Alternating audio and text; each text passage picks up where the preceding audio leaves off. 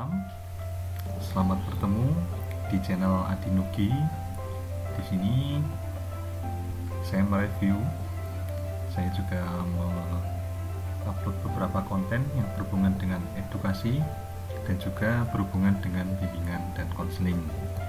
Nah, untuk mendukung agar channel ini terus berkembang dan semakin baik, jangan lupa silakan klik tombol like dan subscribe channel ini serta komen ataupun share.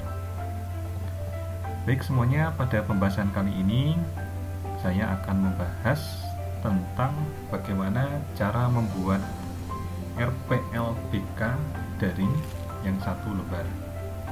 Karena untuk saat ini model RPLBK itu ada dua. Yang pertama adalah model utuh dan yang berikutnya adalah model yang satu lembar. Namun saat ini oleh Mas Menteri, sebagai seorang guru BK, kita dianjurkan untuk membuat RPL yang satu lembar. Salah satu tujuannya adalah agar kita tidak terbebani dengan membuat administrasi yang terlalu banyak, sehingga dibuatlah yang namanya rencana pelaksanaan pelayanan bimbingan konseling yang satu lembar. Baik, yang pertama dalam bentuk RPL ini kurang lebih tampilannya seperti ini. Di sini nanti kita akan sama-sama belajar lalu bagaimana untuk mengisi tahapan demi tahapan sampai RPL ini terselesaikan. Yang pertama, untuk satuan pendidikan, silahkan teman-teman semua bisa mengisi dengan satuan pendidikan atau tempat di mana teman-teman semuanya bekerja. Misalkan sebagai contoh, saya bekerja di SMK Adi Nugi. Nah, untuk komponen layanannya kita bisa masukkan layanan dasar. Tergantung teman-teman semua mau mengisi layanan dasar, layanan perencanaan dan sebagainya, kita sesuaikan. Berikutnya bidang layanan.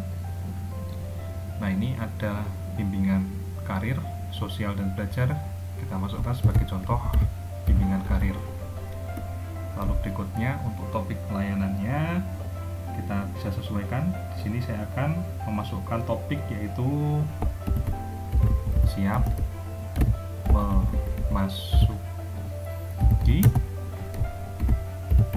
dunia kerja. Nah, untuk kelasnya saya akan masukkan kelas 12 karena yang sebentar lagi akan lulus semesternya. Saat ini semester ganjil.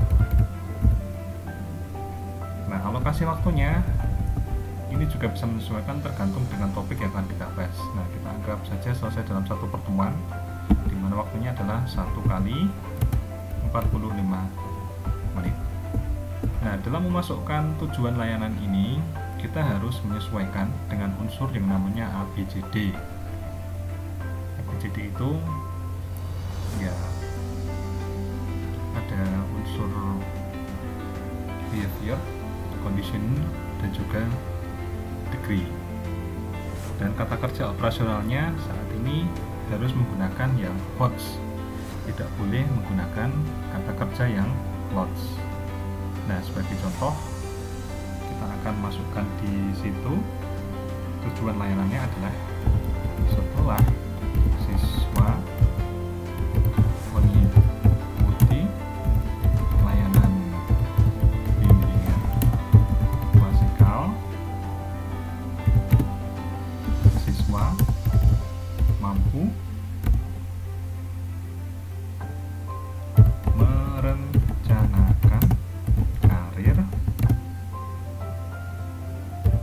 untuk memasuki dunia kerja. Nah, di sini unsurnya sudah masuk, ada A-nya sudah ada, itu siswa. Nah, siswa apa? Behaviornya yaitu mengikuti layanan bimbingan klasikal.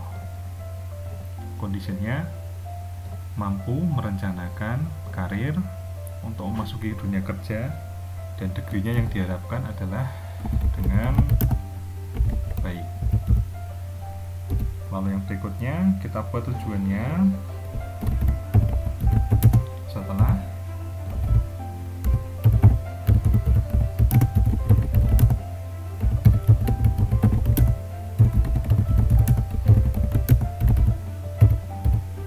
siswa mampu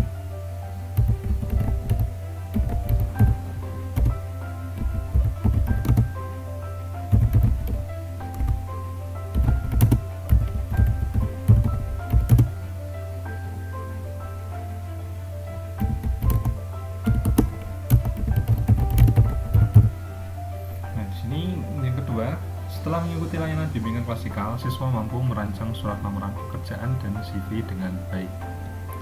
Merancang itu sudah masuk kategori quotes, bukan quotes lagi. Lalu yang berikutnya,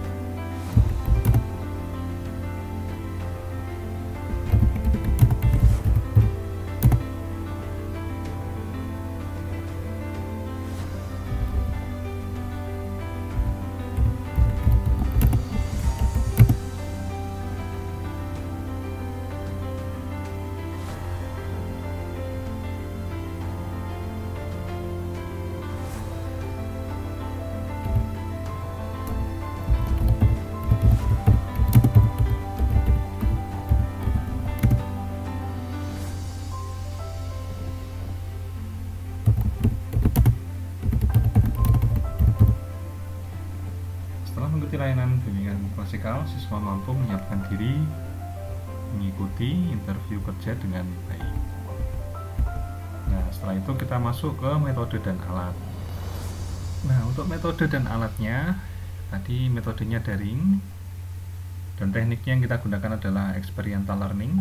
Alat atau media yang digunakan menggunakan HP, laptop, PowerPoint. PowerPoint-nya ini salah satunya contohnya belajar di masa pandemi. Nah, kita ganti menjadi siap memasuki dunia kerja.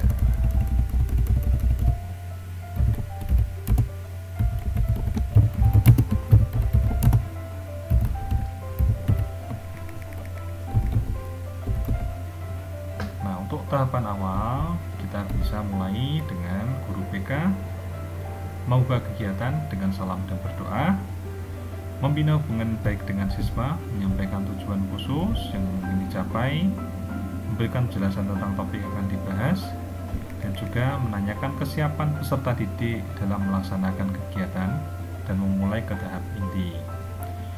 Nah, pada tahap inti kita gunakan dulu Google Classroom, YouTube, dan Zoom. Ini boleh juga menggunakan Google Meet atau media yang lainnya. Yang pertama, proses mengalami, peserta didik akan mempelajari materi yang sudah disediakan di Google Classroom. Kemudian guru BK menyampaikan materi PPT melalui aplikasi Zoom. Peserta didik diberikan kesempatan bertanya apabila ada yang belum dipahami. Nah, pada pertemuan yang berikutnya kita gunakan lagi media ini, di mana guru BK akan memberikan tayangan berupa video, dan nanti siswanya diajak untuk berdiskusi. Dan yang ketiga itu adalah pertemuan ketiga. Tadi saya di atas menuliskan satu pertemuan, tapi ini bisa juga dibuat dalam beberapa pertemuan, tergantung topik yang kita berikan kepada siswa. Apabila tidak dapat diselesaikan dalam satu hari, berarti kita bisa gunakan dalam beberapa pertemuan. Nah, sehingga tahap yang terakhir adalah tahap penutup. Guru BK memberikan penguatan dan rencana tindak lanjut. Nah, untuk isian yang berikutnya, guru BK menutup kegiatan dengan mengajak peserta didik bersyukur atau berdoa dan mengakhiri kegiatan dengan salam. Nah, untuk kegiatan evaluasi ada dua yang harus diisi, yaitu evaluasi proses dan juga evaluasi hasil. Di mana evaluasi proses adalah kita membuat evaluasi proses jalannya kegiatan. Sedangkan evaluasi hasil, kita akan melihat hasil dari layanan yang sudah kita berikan, apakah memberikan dampak yang cukup efektif untuk siswa atau belum. Nah, ketika belum, maka dapat kita tindak lanjuti dengan memberikan layanan yang lain. Misalkan beberapa siswa kita bisa kumpulkan dalam satu kelompok. Nantinya kita bisa lakukan konseling kelompok, ataupun jika jumlah siswanya sedikit yang masih belum memahami, belum bisa yang mendapatkan hubungan yang baik, nah kita bisa lakukan konseling individual. Nah, kurang lebih gambarannya itu. Nah, ini adalah bagaimana cara membuat rencana pelaksanaan layanan format satu lembar.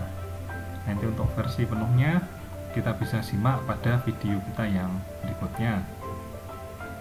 Nah, simak terus channel Adinuki. Jangan lupa like, komen, dan subscribe. Dan apabila channel ini bermanfaat, silahkan klik tombol like dan share.